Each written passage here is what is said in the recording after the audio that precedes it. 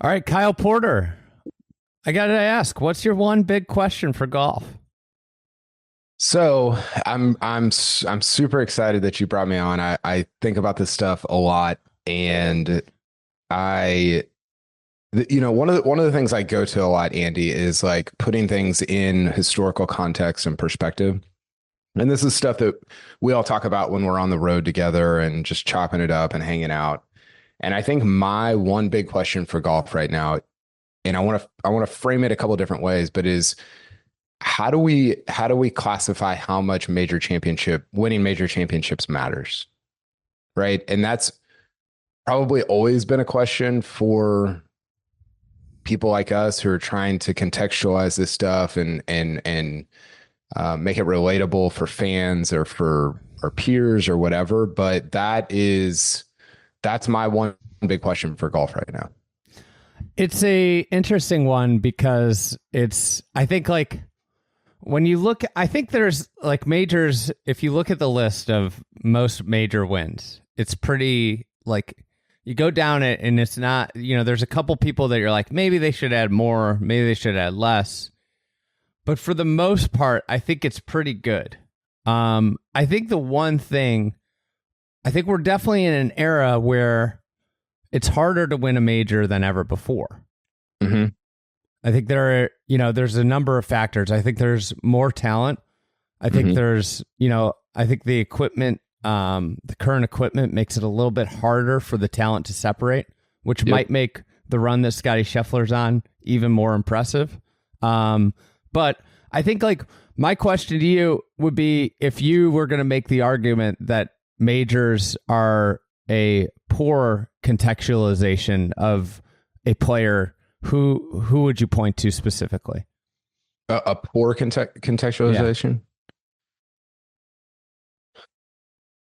Well, I think somebody like Adam Scott comes to mind, right? Adam Scott is like, you think about somebody like John Daly who has two major wins and Adam Scott has one, and you're like, well, that doesn't, those guys are very, like Adam Scott is just objectively a better golfer than John Daly. But if we go by majors, and this is what everybody runs to, right? Is like, oh, well, and especially I think over the last 2 years, this has become even more heightened of like, oh, well, majors, it's the only thing that matters. None of this other stuff even matters. And even those of us who are trying to be nuanced about it, you're like, well, I mean, yeah, kind of, but like, I don't know, the Western Open should still matter. And if you study golf history at all, they weren't the only thing that matters. It mattered to win the North-South. It mattered to win all these different Opens and other like I get it, but I also hate that it's the case that sometimes we only run to majors to kind of judge guys' careers by.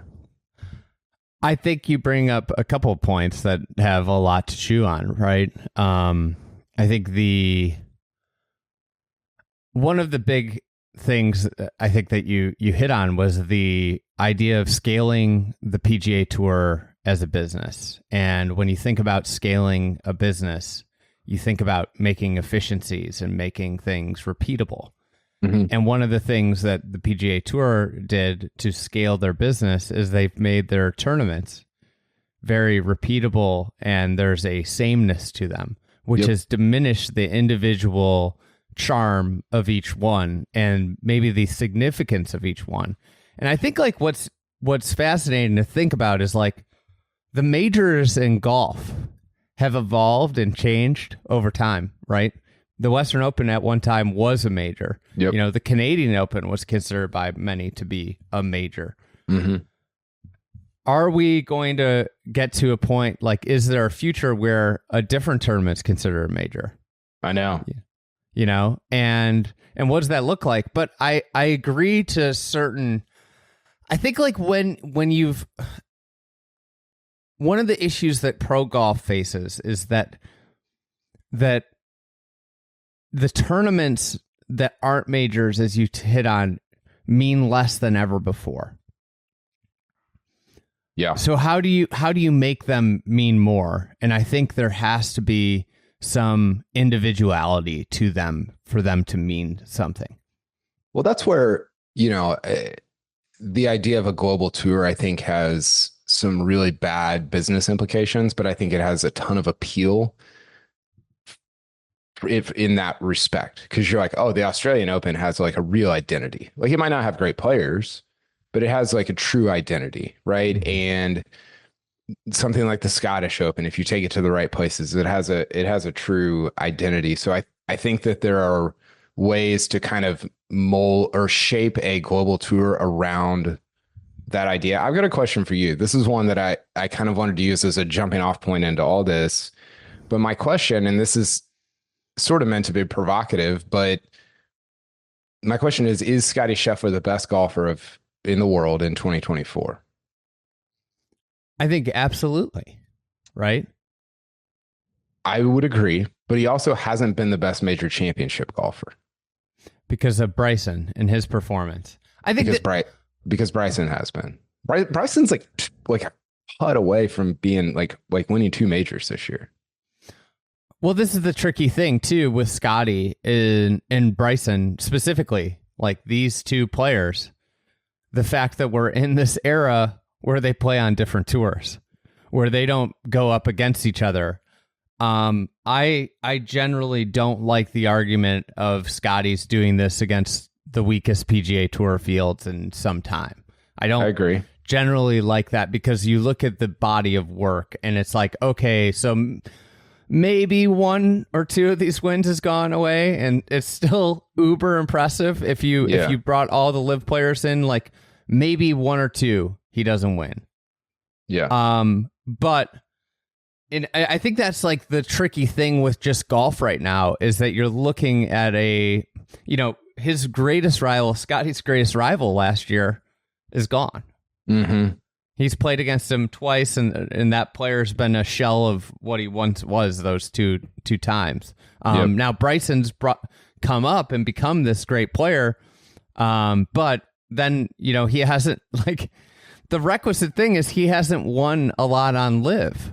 It's just like, it's a very difficult time to determine who the best player is. And I think this was where golf was going in general, whether the tour split or not, with the events. There's only a handful. It's so hard to judge because there's only a handful of times where you see the best players in the world playing on the greatest venues. Like golf is player versus course.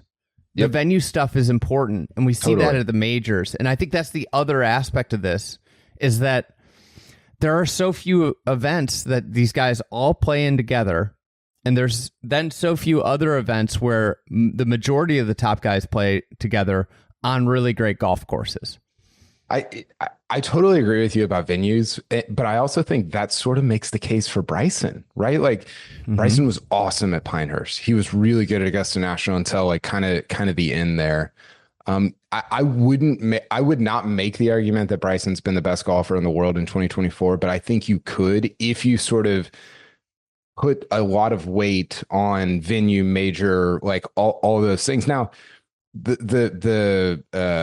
like to combat that, you would say, well, Scotty won the Players. Like that's a big deal. That's a championship course, And so I don't know. And this is sort of why I brought it up, is because I don't really know how to think properly about all this stuff. The other thing, I put this out on Twitter the other day, but I asked people to name the 5 best golfers from the last 10 years. Pretty straightforward question. And it brought about a lot of debate because people value different things, right? Some people value strokes gained. Some people value tournament wins. Some people value major wins. There's just a bunch of different directions that you can go with that. But the place that I landed is like, okay, you've got my 5 were Brooks, DJ, Scotty, Rahm, and Rory. Okay, you start going down the list. Well, where's Jordan Spieth? He's won 13 times in the last 10 years, including 3 majors. And honestly, the guy that you might replace on that list with Spieth could be Rory, even though Rory's been unequivocally like the best at golf, like getting the ball in the hole in the fewest strokes over the last 10 years, because he doesn't have that major. And so I don't know how to like I think you got FedEx Cups though, and of course. Players. I mean, I didn't the ultimate prize. So I like Rory would 100% trade his last 10 years for Spieth's, even though Rory's been a lot better, And so I think some of that stuff is just, and golf's weird, right? Because you almost want to be at one end of the spectrum or the other. You don't care if you miss 10 cuts in a row, as long as you win 10 times in a row. And that to me is a little different than maybe some other sports, the way that you're expected to perform. Yeah, this is a lot here. There's a lot to unpackage, but I think this is like the crux of golf. I think it's even like the crux of how we judge golf. Yep. I think if you're a great player, and there's a great Tiger Woods quote about this. I wish I had it handy, but he basically said like, all I'm trying to be is more consistent. Mm-hmm. And I think like what gets undervalued maybe, and what gets winning maybe gets overvalued. And I think this is what you're saying, majors. Yeah. Are they overvalued? Consistency is what every great player is trying to do. How can I be at my top level as often as possible? Yeah. And if you think about golf, like these majors, I'm not going to say they're random occurrences, but there's the semi-random aspect of majors and bounces, and you know, maybe there's just something in your life that happens a given week, or like you had your A game the 2 weeks before, but not then. If you look at that through the lens of just pure consistency, if that's your judge, then Jordan Spieth's nowhere near that list. Totally. Because for the last 5 years, he's been a shell of what he was for the first 5 years of the period that you're looking at. But if you look at it just purely off of like my highest ceiling top accomplishments, it's kind of like a body of work versus like a who comes in every week. And I think if you compared it to like something that everybody would relate to is like, do you want somebody to work for you that has like really great moments and maybe some like moments where you're like, where'd they go? Or the person that comes in and maybe doesn't deliver the highest end moments all the time, but is there all the time giving you high level performances. It's I think that probably every sport has a little bit of this, right? Yeah. And I think like even as you're saying that, I'm coaching my son's 10-year-old baseball team, and the kids that I want on the team are not the high ceiling, low floor guys. I don't want that, because I don't know what I'm getting week to week. I want the guys that are consistently, even if they're not the higher ceiling, I want them at the same level all the time. This goes back to the Adam Scott, John Daly thing. Like there's a way to look at John Daly's resume, just his resume. Like if you take his name out of it and whatever, you could say that's a better resume than Adam Scott's resume. I probably wouldn't make that argument because Adam Scott's won a lot more, but John Daly has more majors, right? But Adam Scott, like if you just like look at the like 25 years of Adam Scott, you're like it's not even like a conversation. And so that's where it's so, I think you're right. It is so hard because of a little bit of randomness here and there. Think about Sergio Garcia. He's got like 25 top 10s at majors. And then Sean McKeel almost has more like he's like a shot away from having more majors than him. And you're like, well, it's even like weird. Mark O'Meara, where like Mark O'Meara has two. They came at the end of his career. They came at a technological change, like inflection point in the game. And at the time before he won those two majors, he was known as King of the Bees, right? Where he'd win all the bottom tier tour events versus, then he wins two majors and it completely changes the way they're thought about it. But also like Lee Jansen's a good comparison too. Like Lee Jansen wins two US Opens in a very specific era of US Open setup. How do we, like, he was not a prolific winner or he was a good player. He was a very good player, but like he didn't have longevity. He was, and he won majors at a time where like a specific type of setup was rewarded. It's a fascinating debate, and I think like I did this point system a couple years ago, where it was like I think I want to say 10 points for major wins, maybe. Okay. Yeah, I remember. I think I remember 5 points for this. like a player's win, and then like 3 points for what I considered a great tour event. Mm-hmm. And then 1 point for all other like PGA Tour, European Tour wins, and then 1 point for major top fives. Yeah. Was kind of how I tried to do it. I think there has to be a way to, because that to me rewarded consistency and longevity, right? Because like where Brooks would have a ton of points because of the major wins, where he got diminished on was like he didn't rack up, week in, week out PGA Tour wins. Yeah, and I think what now with you're Liv, he'd have more. I think what you're describing, I'd get in trouble. I'd make Liv 1-pointers. And yeah, for sure. What you're describing though is like who's good at golf over a long period of time, and I think sometimes people just run to like your resume of wins, and it's like, yeah, that stuff, it does matter, but I think people do overvalue. I don't know. This sounds dumb to say, but I think people overvalue wins a little bit, like, but then winning is so hard. So it's like, well, maybe we don't. Did you read Bill Simmons' book of basketball? Oh yeah. Read it twice. Just the idea of like the pyramid. I think that would be such a fascinating thing to dive into, like really in detail and in depth, like he did in golf history, because it's you can kind of compare things maybe better in golf than anywhere else, just because you're playing some of this. I mean, the old courses you've always played it in major championship history. It's I think that's a really interesting thing about golf is you can kind of compare eras, not great, but a little bit better than maybe in some other sports. Yeah, I think it's hard. It's hard with the eras because I just can't. And I respect the history of the game. I can't get to a point where I believe that the era Jack was playing in, where he won 18 major championships, is like this era. I have a hard time buying the competition level was apples to apples. No, I agree. I agree with you. But I do think the pyramid idea, I think what would happen if you dove in deep would be that you'd be able to figure out like a kind of like a coefficient for different eras, right? What's golf like in 1930? Yeah, what's an equivalent?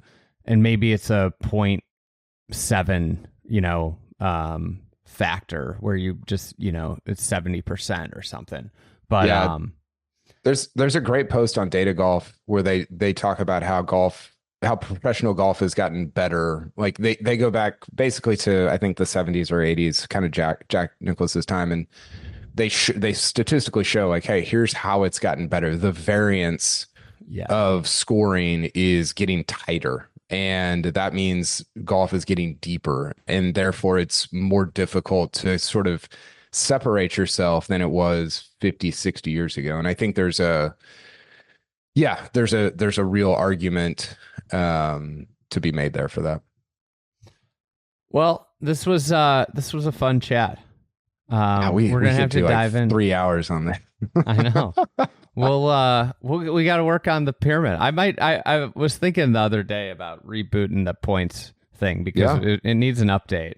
But it'd be fascinating to look at like what Bryson is, because Bryson's a super interesting one with this, like where he would rank on that top players of the last 10 years, because he's sneakily won a lot. He did. He won like 5 times, or not 5. I think he won 3 or 4 times in 2018.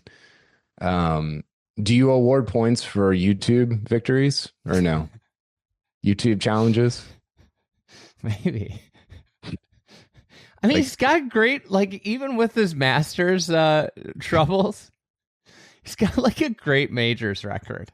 I know. He's been, I mean, he's 25% of the time basically top 10.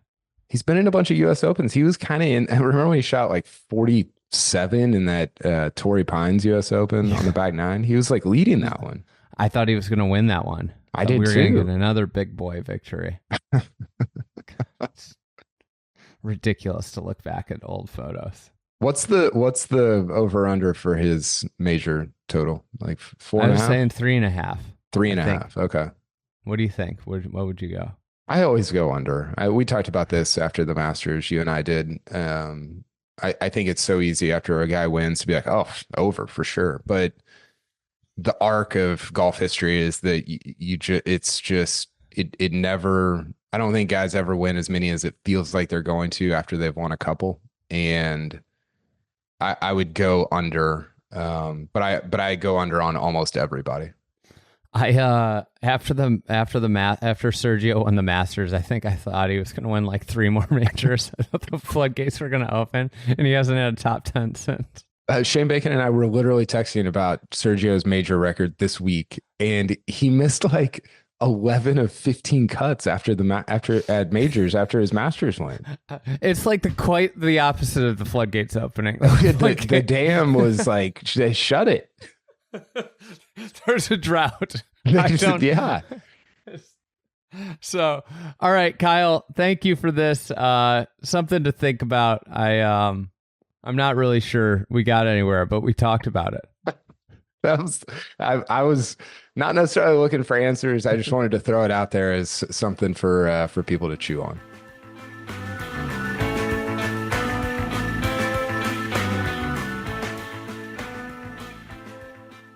All right, Brian Schneider. Big question. What's the big question for golf that's been rattling around your brain lately? There's recency bias at play here, but I just got back from a week-long golf bender in Maine. Very last-minute trip. Booked a flight on Sunday night, landed in Boston Monday night, and just figured out a week's worth of golf while I was up there, which is a trip I've wanted to make for a long time. My impression of golf in Maine, that is kind of old-fashioned, unspoiled, just cool little courses tucked away from the mainstream a bit. And, that's what I found everywhere I went. I was up there for 5 days and got to see a lot of golf. And I was, there are a lot of 9-hole courses in Maine, which is terrific. I love 9 holes. I think it feels like the perfect amount of golf a lot of days, especially when it was 95 degrees up there last week. But I was surprised how many of the courses I played are still unirrigated. Apart from greens and tees, there were a bunch of places where the fairways weren't irrigated. And, you're very much at the whims of Mother Nature, but they played great, whether it's fescue or clover or moss or chickweed or all the other stuff you find in fairways that aren't pure monostand of bent grass. And the game is still really fun playing on that sort of surface, and bunkers that may not be raked that day. Who cares? Just the simplicity of golf and the understanding that golf doesn't necessarily get more fun just because you've thrown a bunch of money at it. Golf in Maine was a great reminder that golf is really fun. The sport is really great, even when it's really simple and very affordable and very accessible and very sustainable, very responsible. It's fun. What you're hitting on, I think, is what is important in the game of golf, right? When I think about my experiences over the last 8 or 9 years of this, like a lot of my favorite memories are playing golf courses that are a little bit scruffy. You feel like you're discovering the game, and there's also a element of adventure that goes with it, right? Where you hit a tee shot and you don't really know what you're going to find, versus I think modern agronomy, there have been some amazing amazing advancements in it. But one of the things that's gotten lost is the element of chance a little bit. It's a very hard line game, right? It's either this is good, this is okay, this is bad. And there's diminishing aspects of gray in the game. And that's, to me, what it feels like sometimes what the direction of the game is going in a broader sense is black or white. And to me, the game thrives in the gray, in the mystery of, I don't know where my shot is, but I'm really excited to see it. I don't know what this situation's going to be, but I can't wait to get there. That's, and there's almost a feeling of adventure with that, which makes the game more fascinating. Yeah, that was certainly the case with the architecture of some of the courses I saw. They weren't built at a time where, kind of so-called rules of golf architecture had been established. So, you play yourself into a corner and without walking 200 yards, the best way out of that corner is just to smash one over that rock outcropping over there and see what's on the other side. There was a lot of that, which is a fun way to play golf when you get off a really neat hole and just can't wait to get to the next tee to see what weird surprises around the corner. But that also does translate down to the golf course maintenance. Superintendents and the people that supply them with their tools and their grasses and their chemicals. That whole industry has gotten so good at presenting perfect turf.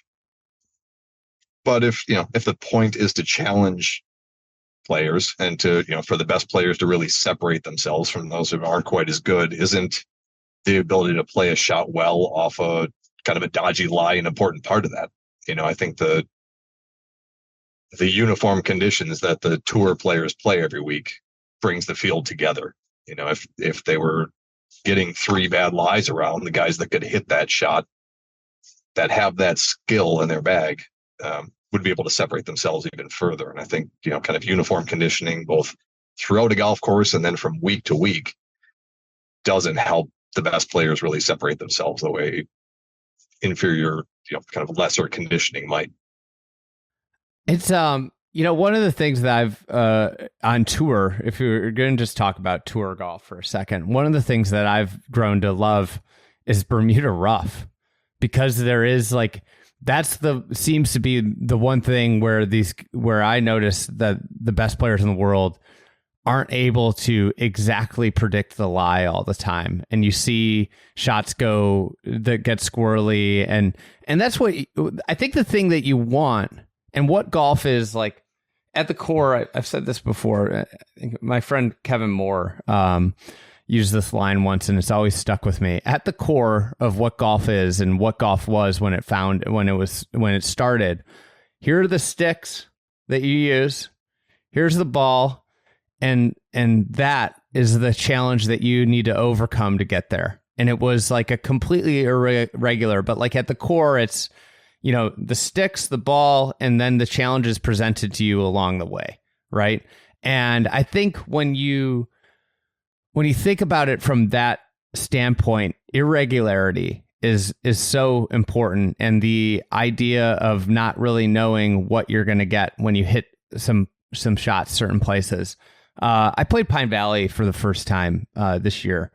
And, I think people take away a lot of things from Pine Valley. But one of the thing that I took away the most that I thought about is this is, what many consider to be the greatest golf course in the world.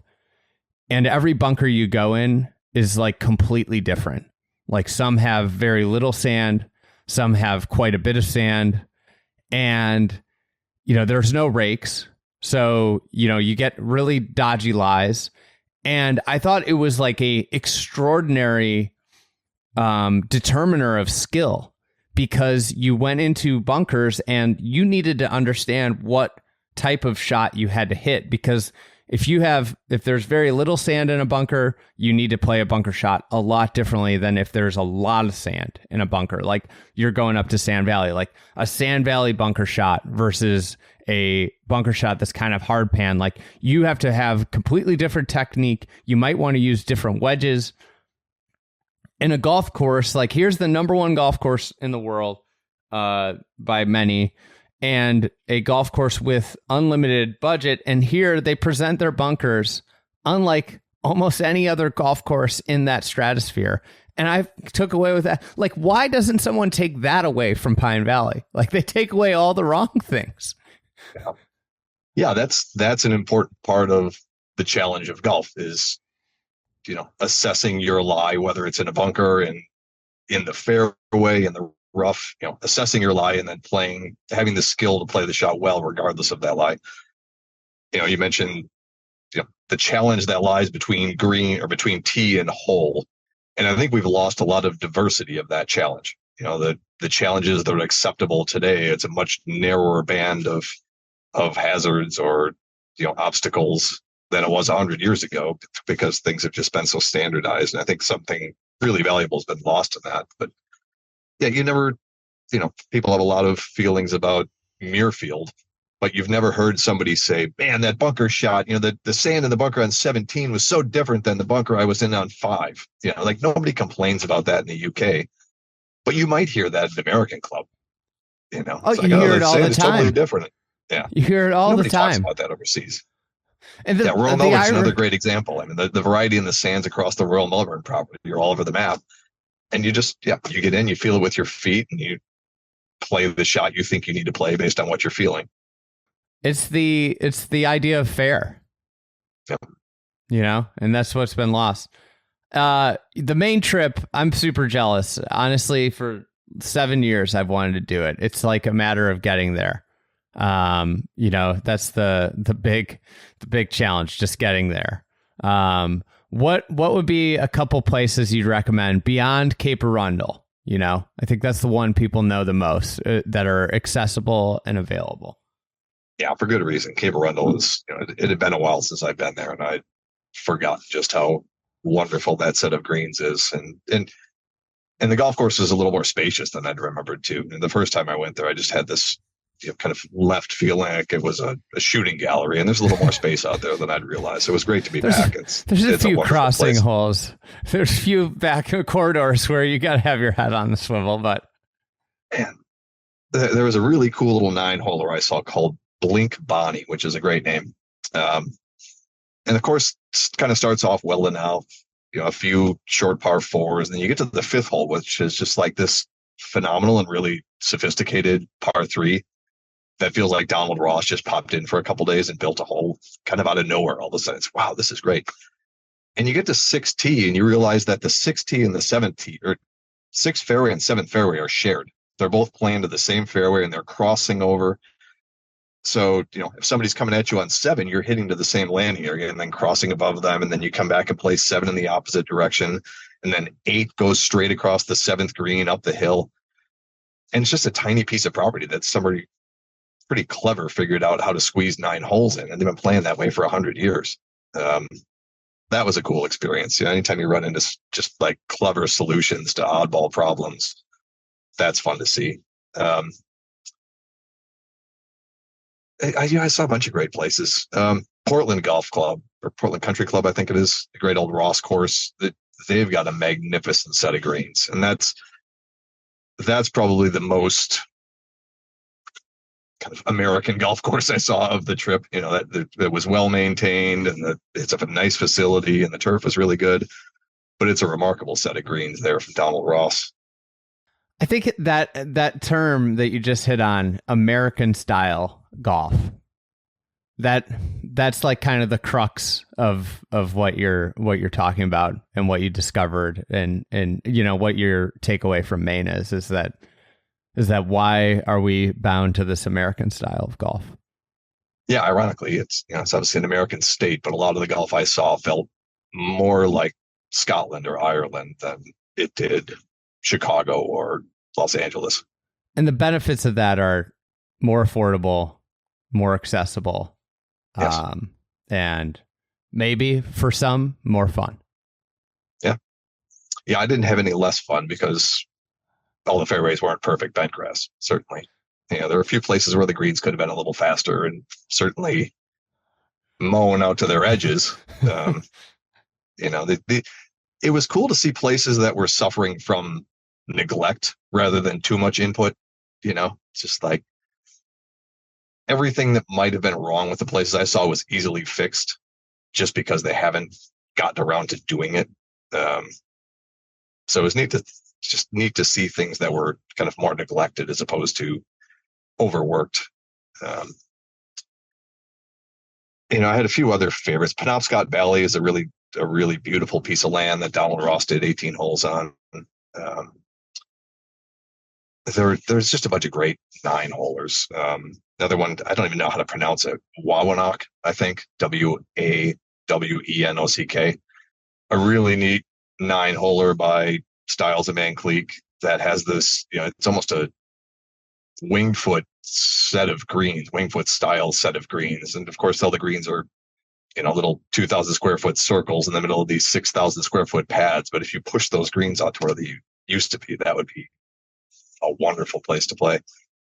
And there's another 9-holer I stumbled across that I almost don't want to share the name. I'll share it with you sometime when you go, if you don't tell too many people. But it's just a magical little place with one of the quirkiest, coolest 9-hole golf courses I've seen, and a magnificent open air timber clubhouse. Everything about it is just magical. So just gonna kill people here. No, people have to just go to Maine and go to every golf course they see until they stumble upon one they love, and maybe years ago, I read something McDonald's sent to Rayner about how he had built some of the greatest courses from St. Louis to Maine. And I've always believed that there is a Rayner that nobody knows about in Maine because of that letter. And it's just probably hiding in plain sight. That's a belief that I have. I have a belief that there is this Seth Rayner golf course in Maine that hasn't been discovered. Go find it. I know. Let me know. I'll let you know my place. Yeah. Another one that I loved is Kibo Valley. Their golf goes back to, I think, 1888. The original, I think, 6 holes was laid out by Herbert Leeds, who also did Myopia. That's a wonderful old-fashioned golf course with some really good holes. Again, the greens could be pushed out. There's a bunch of bunkers just like hidden in the trees, but beautiful old-fashioned turn-of-the-century golf in a really pretty place right by Acadia National Park. Half the golf course is actually in the national park, I guess. Man. That's another one I loved. Available to the public too. Looks pretty. Nearly affordable. all of them were. Nearly all of them were. People were. The people are just really kind and happy to share their places. And I paid a bunch of green fees, but none of them were in any way exorbitant. Yeah, very accessible, very affordable, and just fun. And lobster everywhere, which is terrific too.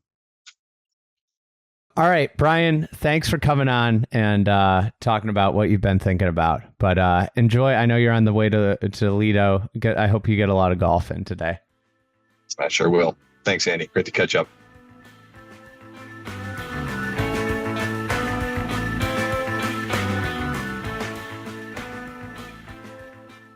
Roberto, welcome on, frequent podcast guest. I got to ask you, what's the big question about golf that you've been thinking about a lot lately? I think the biggest question is, and this is a question, I don't have answers. You'd give me the answers, is who is going to bring the big ideas? Like, who is going to be that person that brings the next big idea that 20, 30 years from now, we are so impressed with their career and their innovation and foresight and deal making or whatever it takes to bring it to fruition. So I've been reading the book about Dean Beeman recently, and like big ideas, right? Sawgrass basically built it on his own. Stadium golf, like the scene at the Travelers was incredible. And that is a Dean Beeman credit. Like it's really because he built a stadium where you could jam a few thousand people and get great visibility. I know you guys like to knock some of the TPC courses, but just think about before they existed, you couldn't see great. They weren't spectator friendly. Like that's a big idea. And then, the deferred comp plan that, from a player's perspective was a huge idea.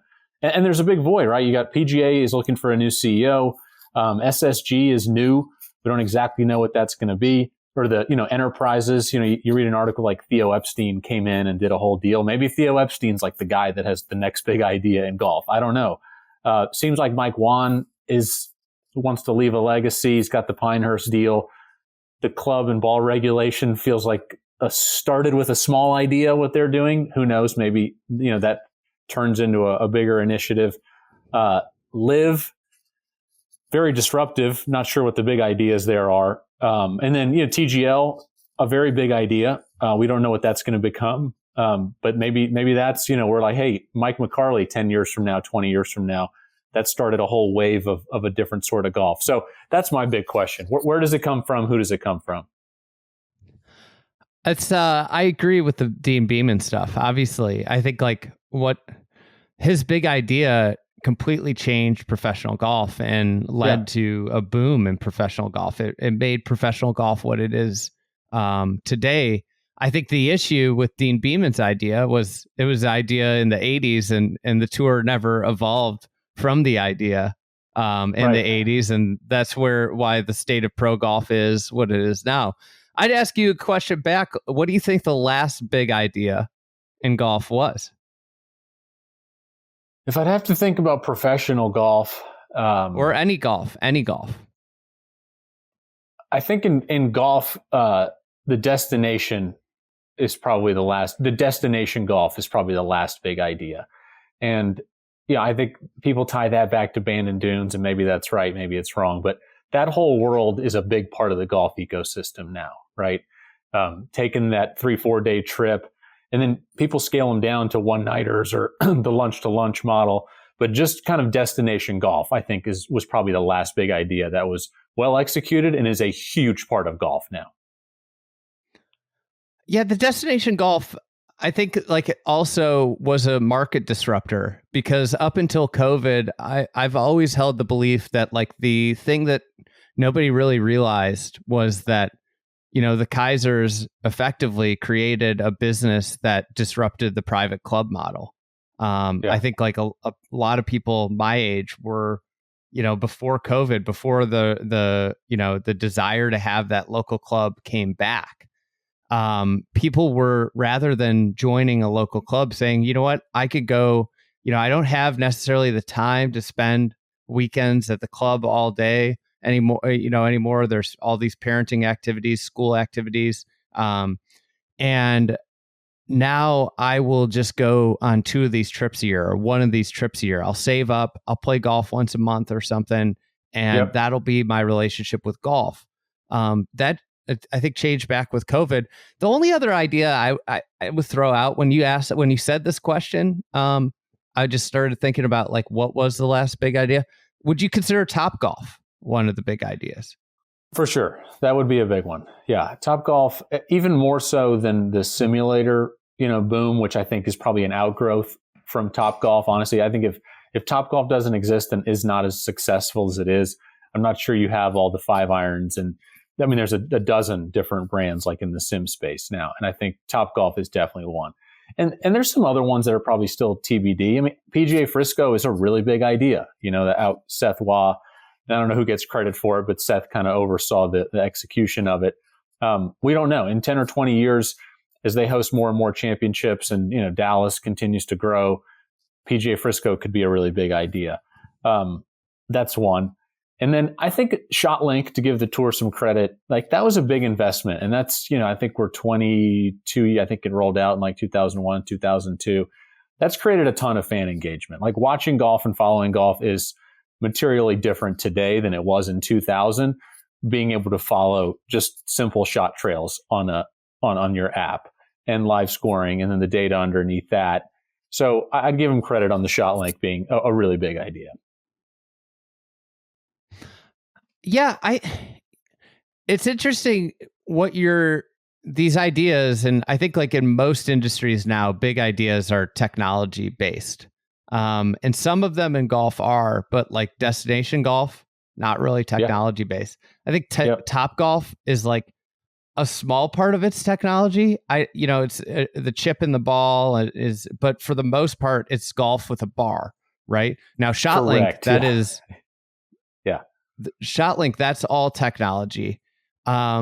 It'll be fascinating to see what the next one is in terms of, is it really technological based? Like where the world's going would kind of point towards that.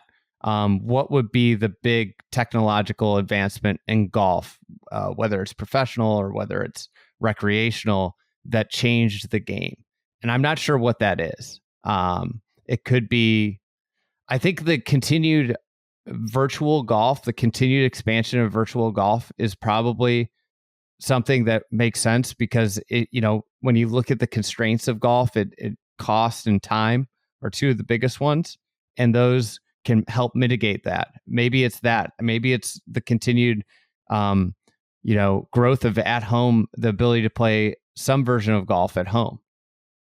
Yep. Yeah, I think Golf Plus VR, Ryan Engel, the company he started, they have impressive numbers. They get a lot of usage. And as VR headsets, I think the new one is going to be like $300. It's going to be better than the last one. I think that has potential for sure. And that ties back into a simple one you mentioned, like affordability, right? Like who's going to have the big idea on making golf affordable? And if you have land constraints and you have cost constraints, it might be a technology solution. But I agree with you. A lot of, I would, if you're going to bet on a business, I either like being at the very, very top of the market or something that everyone needs. I'd probably go the same way in golf, right?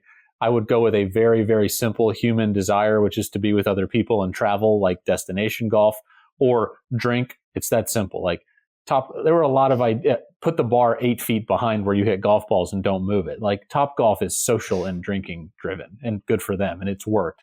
Or I want to go on the complete opposite side, right? VR golf, TGL, some things that are really going to, use this whole new world we're entering into that becomes increasingly more digital. So I'd go one of those two, high-low. You can call it high-low or simple versus tech, but I think it's going to be one of those two ends of the spectrum.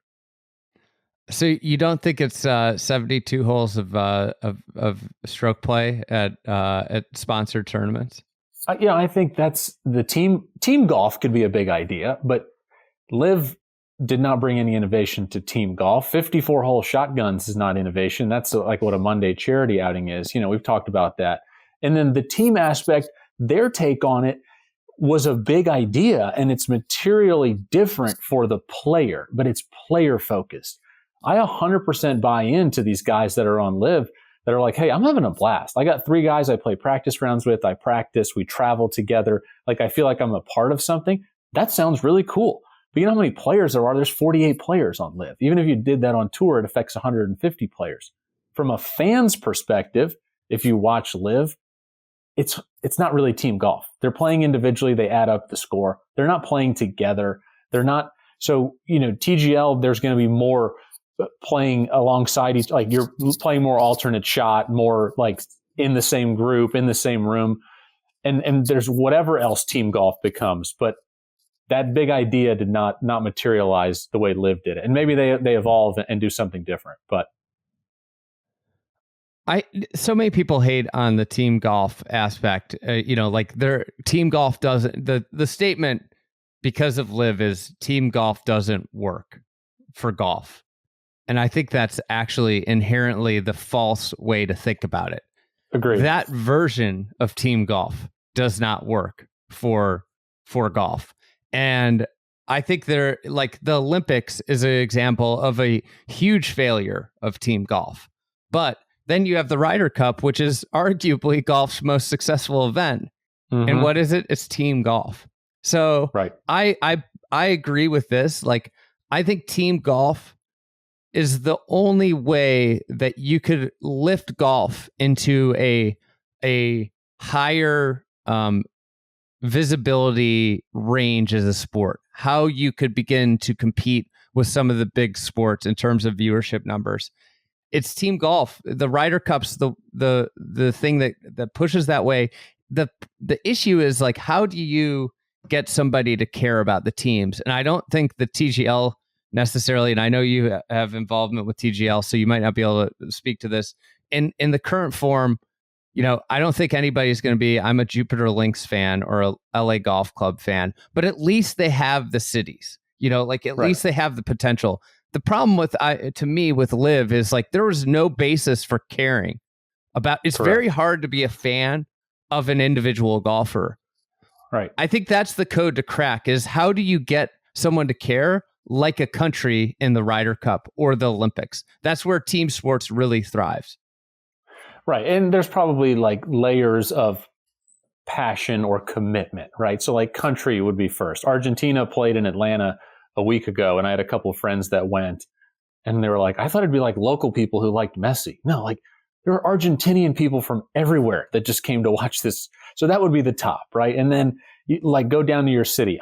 I agree with you. I think you're not playing TGL matches in LA, but I mean, from a customer and fan acquisition strategy, what's better than naming your team after a place where 15 million people live? That's a pretty good place to start as opposed to naming your team the Majestics. Like that's a really good place to start. If you add up New York, San Francisco, Atlanta, Boston, LA, like you're grabbing 80 million people. You left out Jupiter. You left out Jupiter. Yeah. The 10,000 people that live in Jupiter, but let's say South Florida, that's a good place to start from a fan acquisition standpoint. But, and that's why it's a question. You asked me for a question. Like, I don't know what the big idea is. I don't know what it becomes. It's, that's where innovation and big ideas, there's the Steve Ballmer clip where he says the iPhone's going to be a massive failure. Like, we don't know what's going to work. Right. And the argument against the Crushers and the Majestics is it's not more ridiculous than the Cowboys, the Chiefs, and the Jets. The New York Jets is a dumb name. You know what's great about it? It's New York at the beginning. It goes back to a place. So that is really where that was the big miss on Live and the potential for future team golf, like you're saying.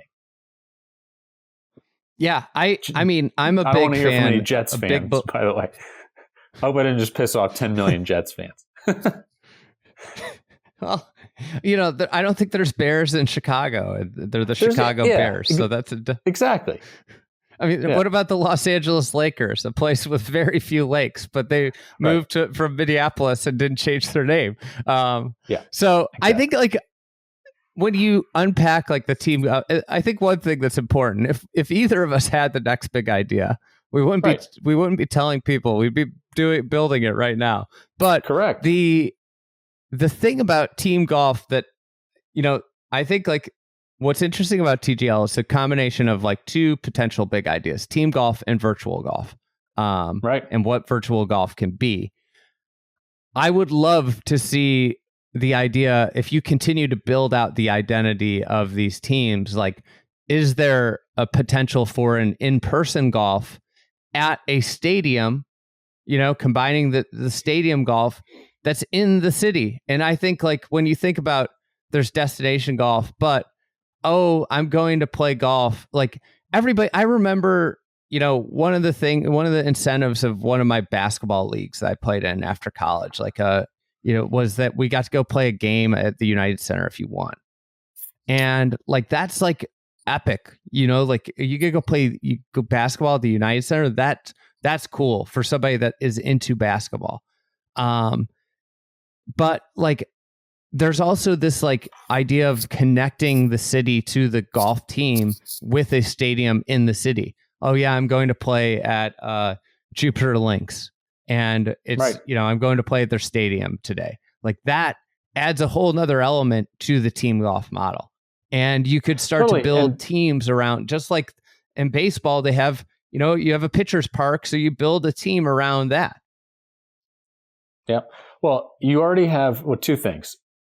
One, the cost of technology continues to go down, right? Like if you assume that that's true, there's potential to play some sort of virtual indoor golf in stadiums across the country. Like just because the first version is being built in Palm Beach doesn't mean that there's not a version 5 years from now when the cost comes lower that you can spin it up in SoFi Stadium in LA and you could play team golf there, in addition to Atlanta, Boston, all these places. The second is, you already have a stadium in LA to play golf. You have 80 golf courses or 100 golf. You have Riviera. Just pick the tour one. You could build teams around cities and locations and golf courses. And LA is probably, if you're going to pick, 12 legacy tournaments to be 72-hole stroke play events. LA is probably one of them. So let's take that one out, right? But let's say you were going to turn the Rocket Mortgage Classic, which maybe struggles to find an identity and right now is not one of the elevated events. Hey, maybe that's part of the team circuit, and there's a team that's Detroit. And when you go play there, there's an identity and there's a home field advantage, and everyone there is pulling for a certain team. And then there's also a team in Houston. Like, again, these are big ideas that someone out there is probably scheming up.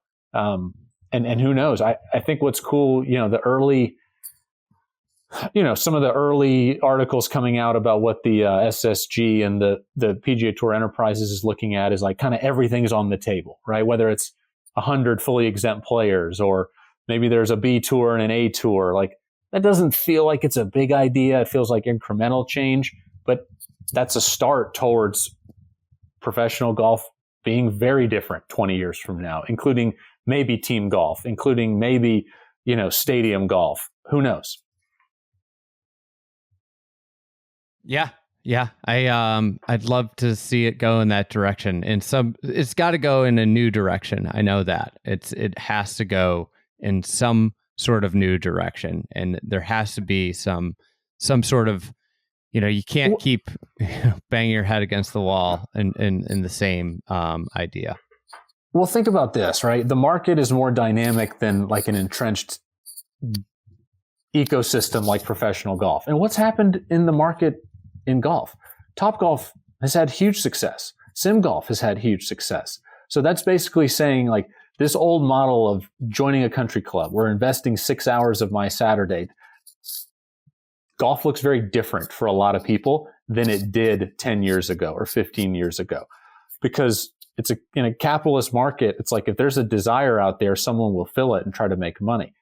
And that is probably just coming to professional golf a little bit slower because it's just not as fluid and dynamic as an open market. And if that's the case, then you're going to see some different versions because that's what the fan and the consumer is going to demand. Yeah, I think you're spot on. I think, we've seen small tweaks to a lot of other sports and attempts to kind of modernize. Obviously, baseball's kind of been at the forefront of that, and it seems like golf is probably the next one.